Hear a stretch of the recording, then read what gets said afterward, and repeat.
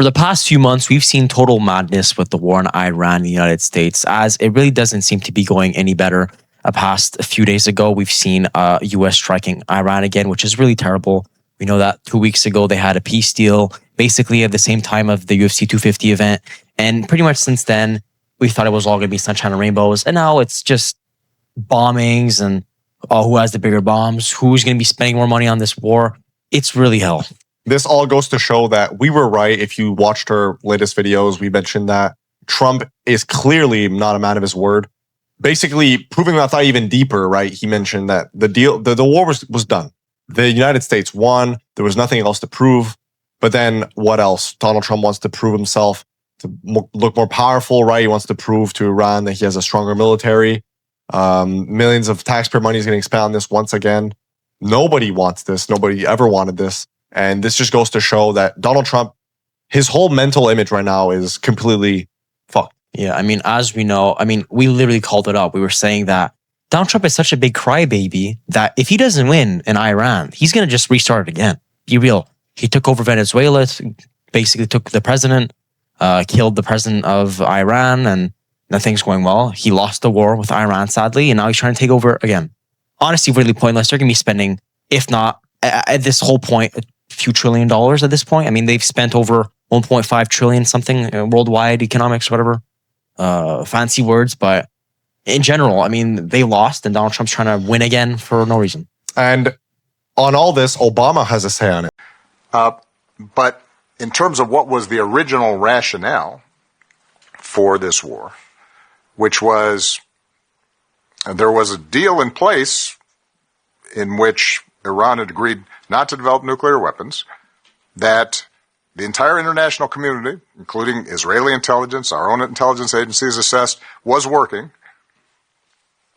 This administration, or a prior version of this administration, pulled out of it, which caused then Iran to develop more nuclear capacity. We've now fought a war, spent billions and billions of dollars, put an enormous strain on our military.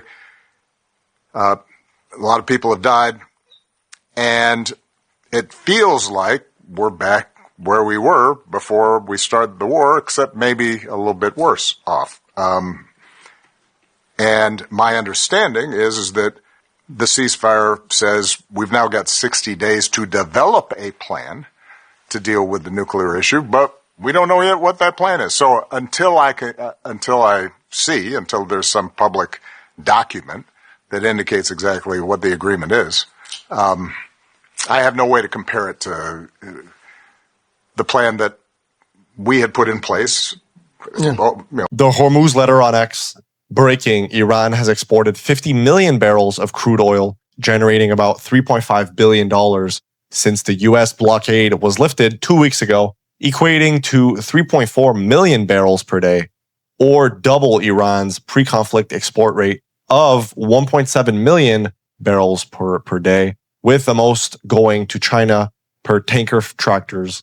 Iran is rapidly extracting as much oil as possible beyond the reach of the U.S. blockade line, building a revenue buffer before any potential U.S. blockade, reimposition, or Iranian reclosure of the Strait of Hormuz. Well, as now, if you remember a few days ago, U.S. they took down a commercial ship that was running through the Strait of Hormuz, which honestly, it's a bit sad, because keep in mind, there's people working in these ships, and just for them to be blown up, just because they're passing through the Strait of Hormuz. Yep. These people are working their jobs and getting blown up. Yesterday, Donald Trump posted, Iran has requested a meeting. It will take place tomorrow in Doha, President Donald J. Trump. Now, as of now, we don't have much intel on this. There's not much going on. For us, we know the war's still going to continue, and they're still going to be spending a few million to, if not $1 billion a day. As we know, before the peace deal, the U.S. were spending $900 million a day. Pretty much $1 billion. I mean, we can round it up. And the last 2 days of the war, he was spending $200 million just on bombs. Just on bombs. Also, Trump mentioned, I don't want to drive housing prices down. I want to drive housing prices up. Play the clip. There's so much talk about, we're going to drive housing prices down. I don't want to drive housing prices down. I want to drive housing prices up. Elections. What are your plans for the housing bill, Mr. President? I don't know. I think it's so unimportant by compared to the Save America Act. I think the Save America. Now, with all this, keep in mind housing prices for us young people. I know a lot of our viewers are a bit old, but for the young people, it's really hard for a normal person to even have a house, considering these 3-bedroom houses cost nearly $500,000 to $600,000. I mean, keep in mind the average salary is like $30,000 to even $40,000 at best. Maybe in your local state it's $70,000. It depends, but in general, houses are very expensive, and Donald Trump doesn't really care anymore. It's clear to tell that he just wants to be even richer. He owns a lot of the buildings in New York and around the world, so just for him to try to drive housing prices up, just is basically saying that he wants to get rich in general. I mean, it's clear to say that in the US, there's been more and more homeless people in the streets, and people just been struggling to pay either their groceries or their gas, or just, going to the grocery store and having to look at every single tag price of everything and literally calculating to not go short on whatever you're buying. Yeah. And we can see that the future of not only the States, but pretty much a lot of places in the world, lots of young people will struggle to live. Yeah. Yeah, if you have an average job, you're a blue collar worker, you're not going to make it. I'm sorry. If you want to have a big house and a big family, and I'm sorry, it's not going to cut it. With the taxes, the war going on, the groceries, inflation, gas, the stock market, whatever it is, this is just a shit show. It really is. We mentioned it in previous videos. I mean, the administration and Trump really needs to look in the future, right? They need to start looking for the people growing up, the people that are going to have jobs in the future and start living their lives, right?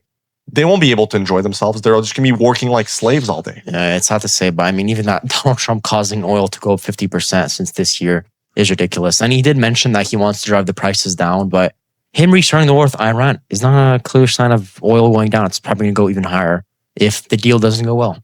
I mean, we know it, right? We know that 50-plus-year-old people, right? They grew up in the 70s, the 60s, the 80s, right? Back in that day, the economy was okay, right? It was, you could work and afford a house, right? Afford groceries, afford gas.